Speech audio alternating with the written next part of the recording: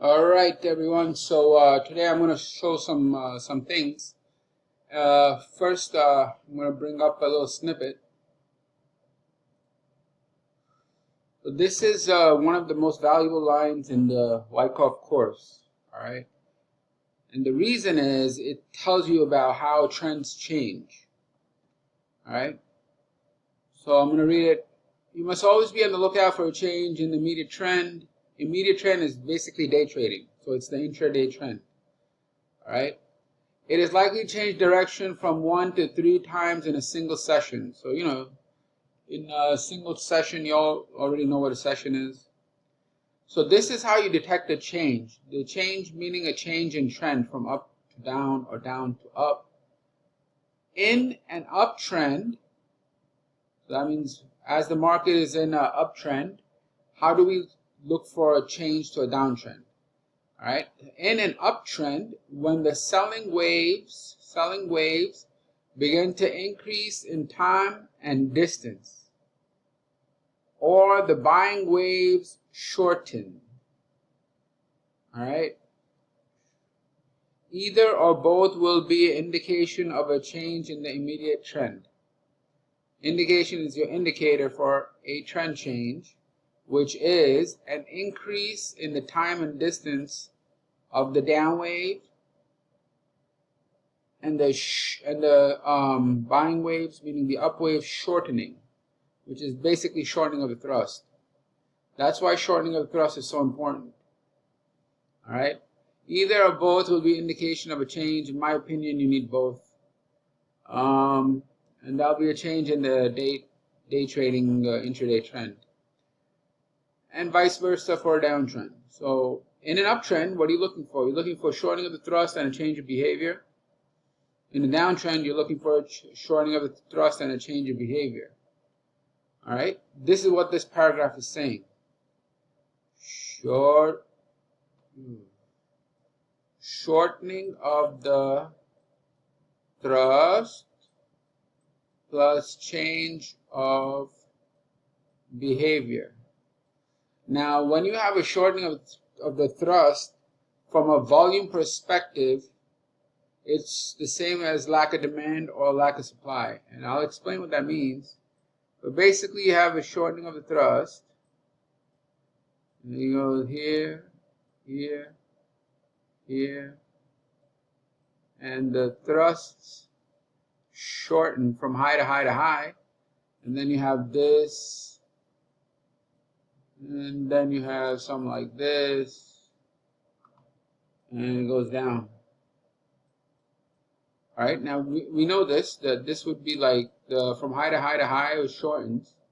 But from a volume perspective, the volumes also shorten. So the volumes here, they shorten or become smaller. This is exposed in wave volume. All right, so in wave volume, it would be like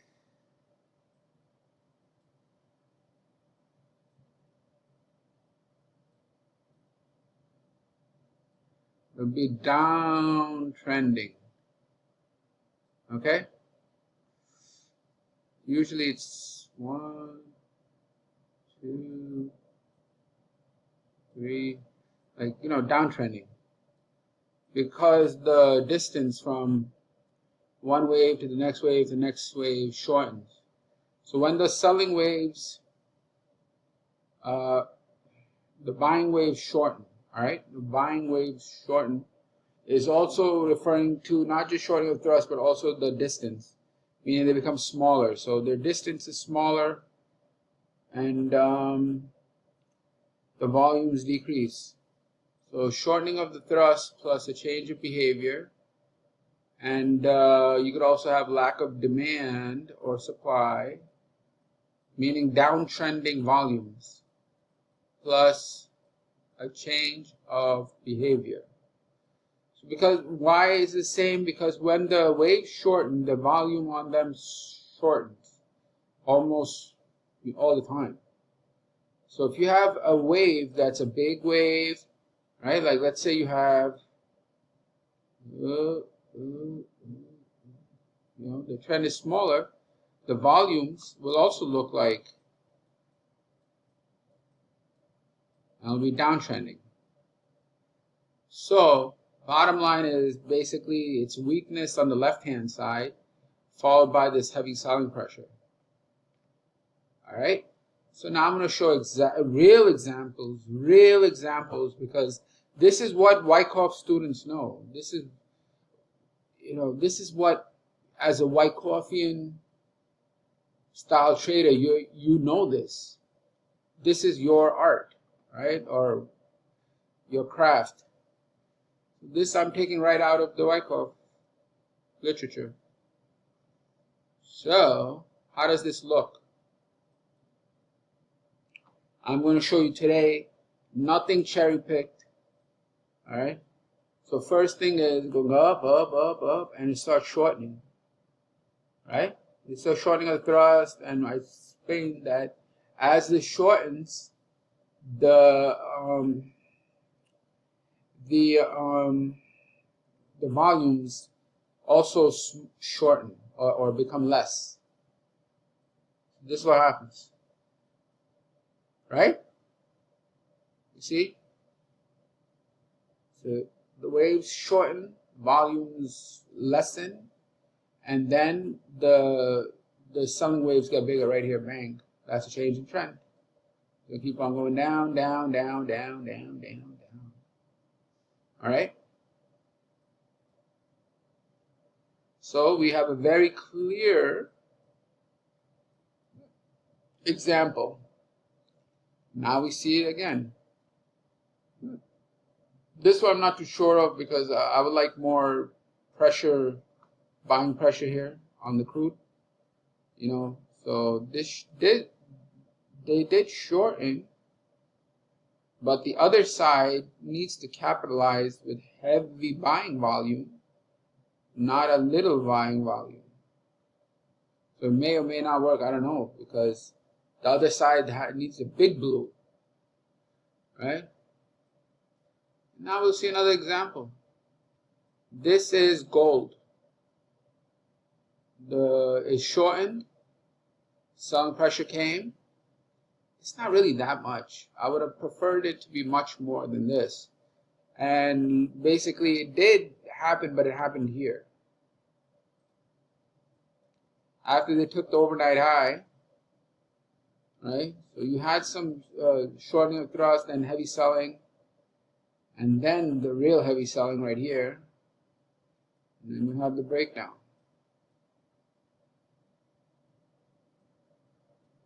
Now I'll give another example. Here,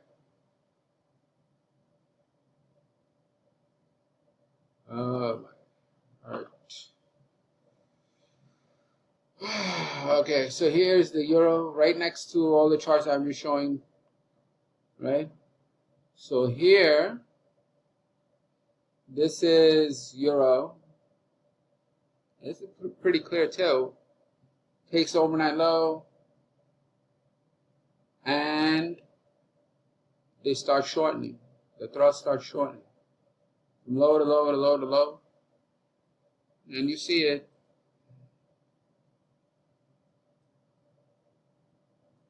Here, followed by a big blue. That blue is the biggest in fourth waves. It's not really that impressive, but it's 1.8 times the average up volume. Then it tests and blast off. Let's see if I have any more examples.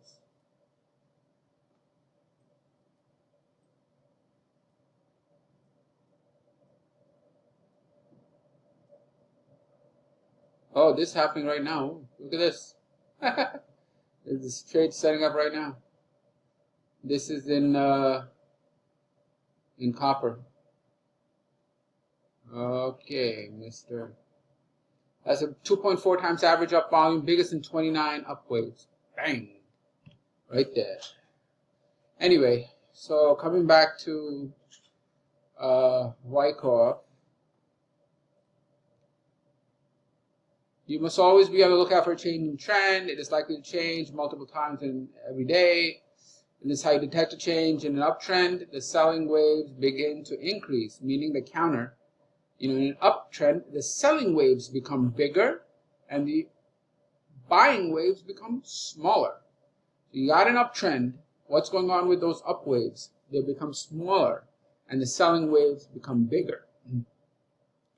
Now, considering this from a volume perspective, in an uptrend, the up waves will have lesser volume and the down waves will have more volume. And that leads to a change in trend. All right.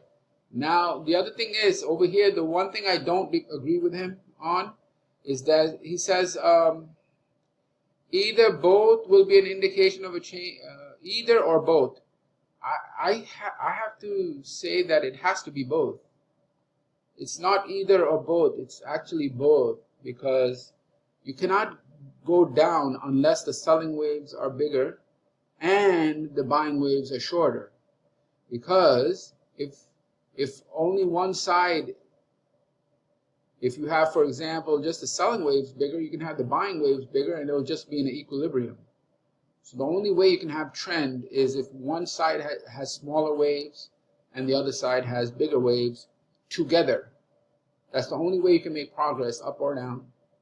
So it's both would require for a trend. All right, so that's the thing. And we just derive from this that, he's using time and distance, but you can just replace it with volume as well. Volume and distance. Time and distance or volume and distance. All right, thank you. Have a good day. Bye.